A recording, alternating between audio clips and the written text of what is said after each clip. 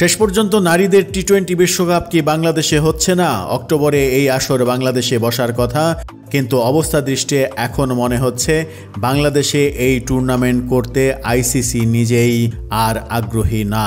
এরই মাঝে তারা ভারতকে প্রস্তাবও দিয়েছে, কিন্তু ভারত সেই প্রস্তাবে না বলে দিয়েছে।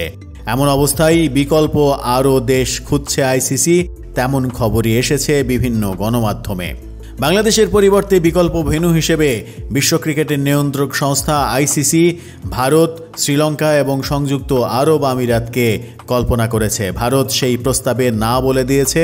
ভারতের ক্রিকেট বোর্ডের সেক্রেটারি জয় শাহ বলেছেন, অক্টোবরে এই আয়োজন করা সম্ভব নয়, কারণ সেই সময়ও আমাদের এখানে বর্ষাকাল চলে। আর পরের বছরই মেয়েদের বিশ্বকাপ আয়োজক ভারত, পরপর 2 বছর 2টি বিশ্বকাপ আয়োজক তারা হতে চান না, এমনটাও স্পষ্ট করে বলে দিয়েছেন। ভারতের এই না করাতে বিপদেই পড়েছে আইসিসি। বিকল্প এখন শ্রীলঙ্কা এবং সংযুক্ত আরব আমিরাত। শ্রীলঙ্কাতেও একই অবস্থা, বর্ষাকাল চলবে সেই সময়। সুতরাং শেষ পর্যন্ত হয়তো শ্রীলঙ্কাও হবে না। তবে কি সবেধন নীলমণি এখন সংযুক্ত আরব আমিরাত? আর বাংলাদেশে এই বিশ্বকাপের আসর যে বসছে না, সেটিও কি আইসিসি ফাইনাল করে ফেলেছে?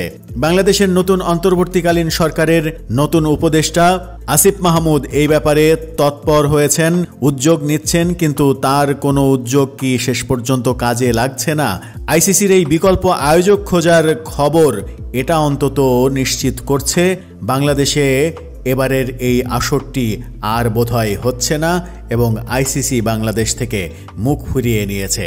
বিসিবির সভাপতি এখন পর্যন্ত পলাতক, তার কোনো হদিস পাওয়া যাচ্ছে না। বিসিবির এই টালমাটাল অবস্থাতে আইসিসি নিশ্চয়ই চাইবে না এত বড় একটি আয়োজন কোনো দেশের উপরে চাপিয়ে দিতে।